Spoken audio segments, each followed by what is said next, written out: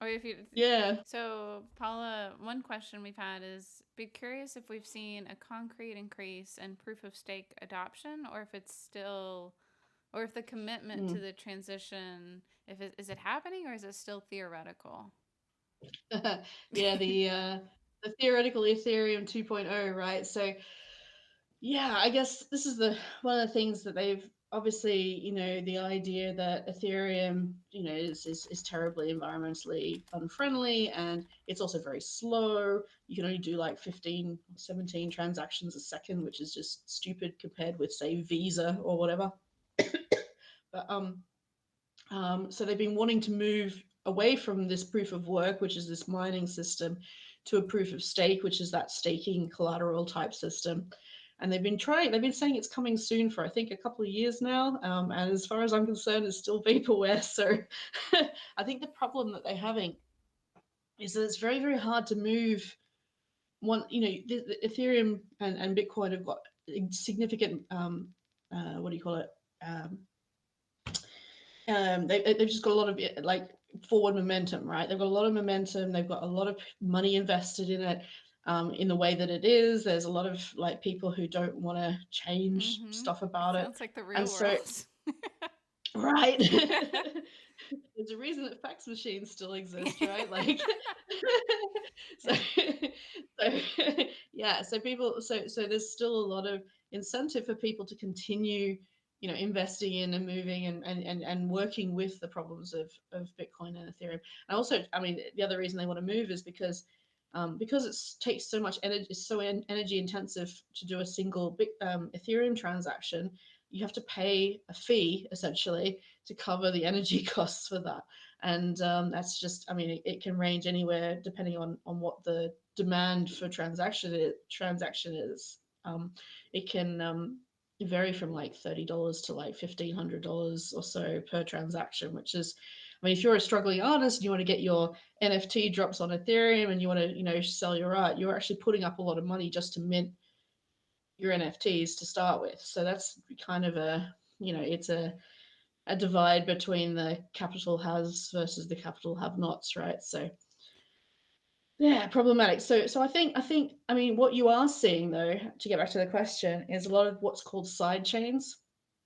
And what side chains are they rely on Ethereum, and they do eventually kind of register all of the transactions on Ethereum, but kind of like as a block.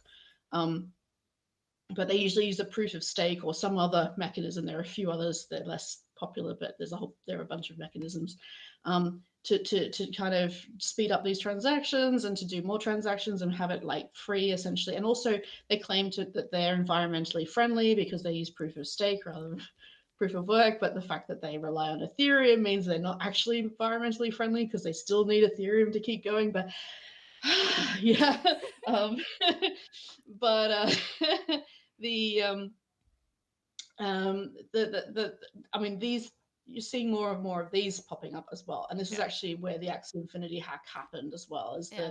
So the let's talk bridge about that. between, yeah, Ethereum and the this side chain that Axie Infinity uses. Because if they were paying $1,500 for every like transfer of a game asset or whatever, it would just be ridiculously expensive. So they had to kind of move it off that main chain and do this side chain thing.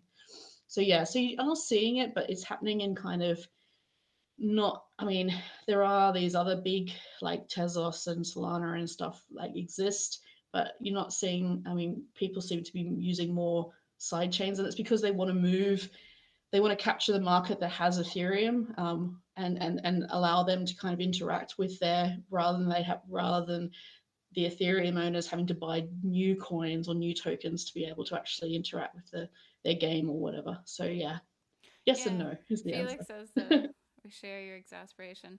Can you give a high level? So, if someone isn't super familiar with Axie Infinity or what has happened there, do you mind? Yeah, sure. Okay, so Axie Infinity is one of the, it's the biggest play to earn game. So play to earn is a particularly Mm-hmm. crypto thing. I mean, there are play to earn games, and they tend to be really dodgy, like mobile games that are like casinos essentially, and you know promise to pay you in Amazon vouchers or something and then never send them. But so I mean, it's an old concept. but these ones are well, they're trustless, right? So you don't have to trust that Axie is actually going to send you the money. It all happens via this blockchain, so you know it's going to happen, right? That's kind of the point.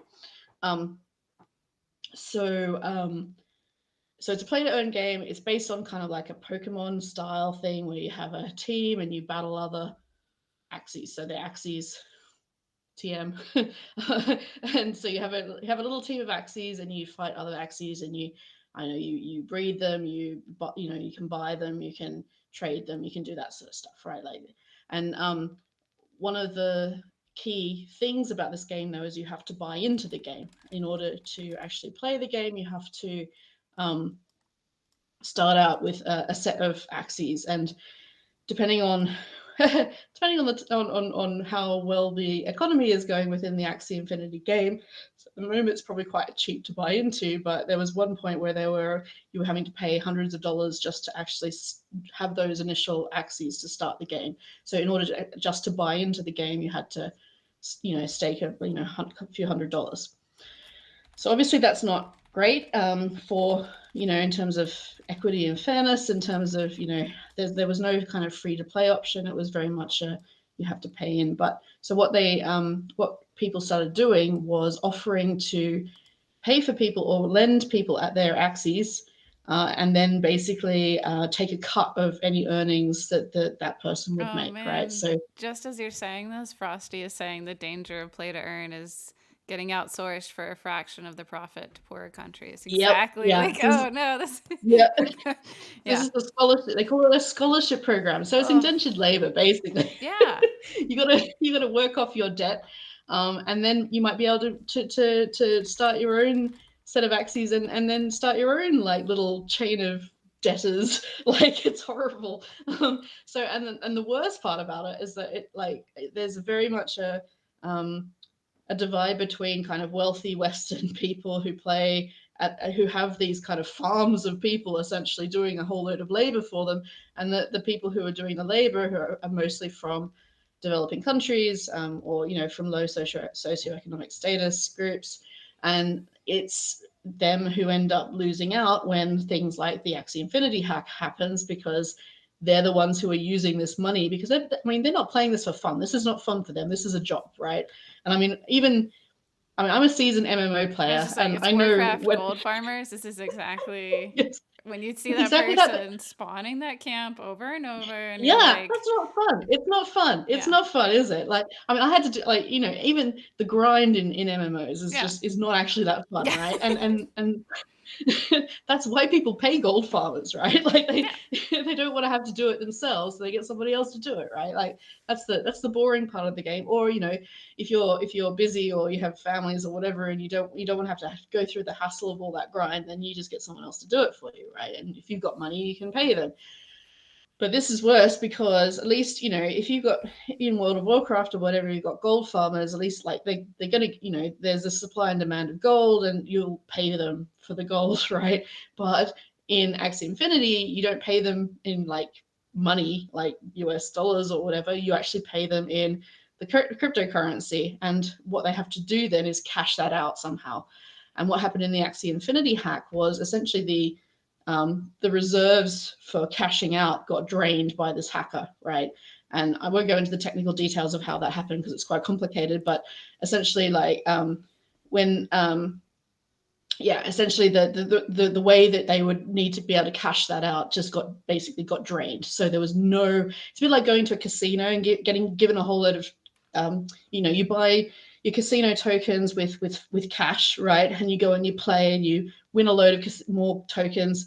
You take it back to the cash register and they say, "Oh, sorry, we've got no cash to give you." Right? That's basically But you exactly the weren't playing same because idea. you weren't gambling for yourself in the first place. You were gambling for. No. This is Yeah, but you're the one who has to go home and use that money tonight to feed your family, right? Whereas these people at the top, this kind of top level, they're just improving their investment portfolio, right? Which is right. a very different way. And it's not like they're playing much either. A lot of these people don't actually play the game really. They're just there to keep this kind of whole like economy going essentially, which is This is the Pretty metaverse, depressing. is what it is. This is Frosty Yeah, says this is a right. Ponzi scheme for crypto bros. Yeah, look, I didn't want to say the word, but you're right. It didn't come from I you. mean, It came actually, from a viewer. it's actually seems more like multi-level marketing to me because that Yeah. whole hype, the community side of it, there's a whole load of like the jargon that they all use. Like there's high levels of gatekeeping. There's a whole load of stuff that reminds me a lot of classic multi-level Yeah. marketing.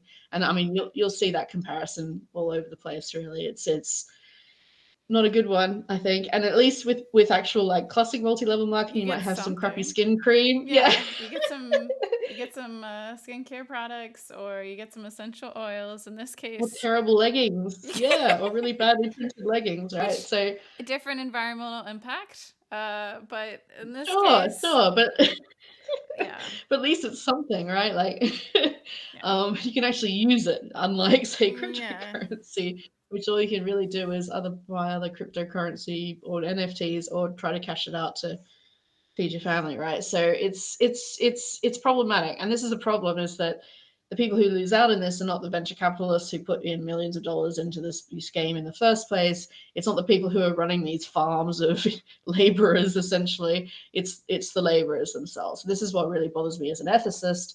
The social justice in that is obviously, that's not what games. That shouldn't be what games are about. And as as a long-time game player and a very poor developer myself, I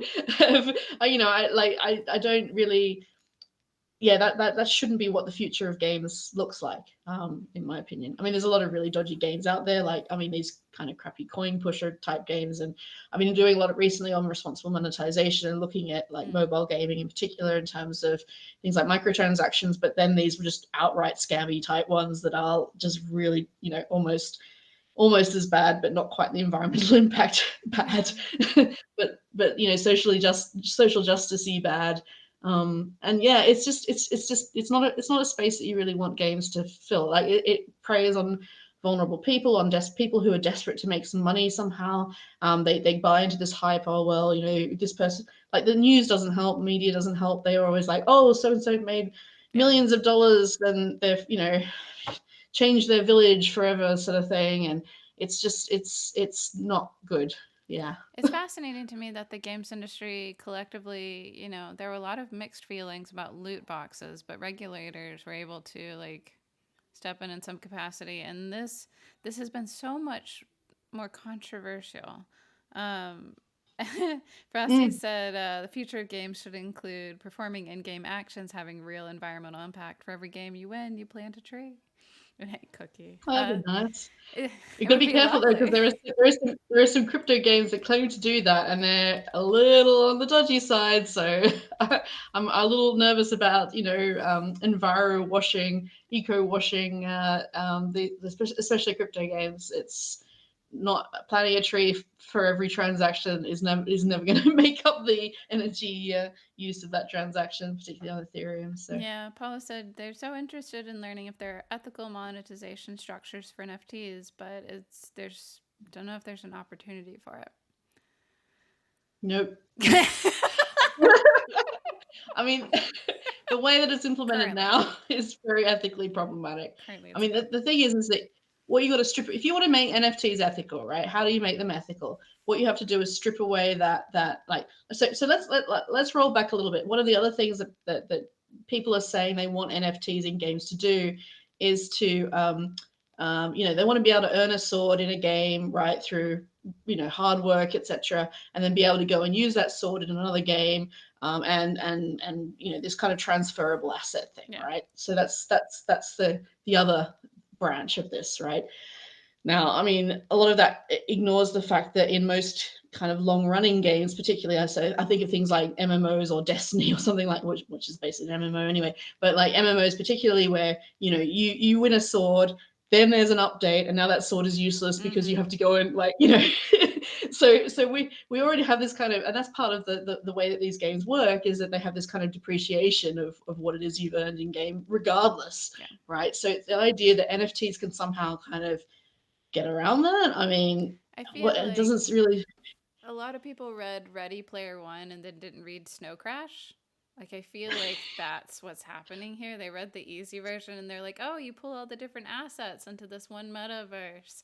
But they didn't read Yeah. about Snow Crash where people like end up dying from like, just very Yeah. different interpretations Yeah, and or, well, it's this utopianism, right? And this yeah. is a kind of a classic technical, like this is a classic technical utopianism that a lot of kind of Western technologists have, right? They have these quite heavy blinkers that only look at the here are all the things you could do that are so amazing, and they just kind of ignore all the other social and ethical problems that kind of come along with it, right? And this is one of those things. I mean, you could do it with things like cosmetics, right? So you could argue with like cosmetics, costumes, whatever. Like that would probably not be a terrible thing to do, but it's certainly like stuff where it's essentially like functional items and things like that. Not so good. And it just kind of goes against the whole kind of what you do in games. And I mean, the thing is, we already see crossovers in games. Like, so I mean, I play Monster Hunter, right? And I've been running around as Geralt, and all sorts of like, and this is even before you get to the technical details about asset sharing, right? Like, it's not just about the copyright and the IP and all that sort of things. It's about the Oh my actual gosh. physical, like Yeah. the code behind it, right? Like, if you're trying to implement an Unreal asset in Unity, good luck, right? Yeah. Like, it doesn't exactly map like that. And I think people just don't really understand the complexities of what happens behind the scenes as well, which is problematic, right?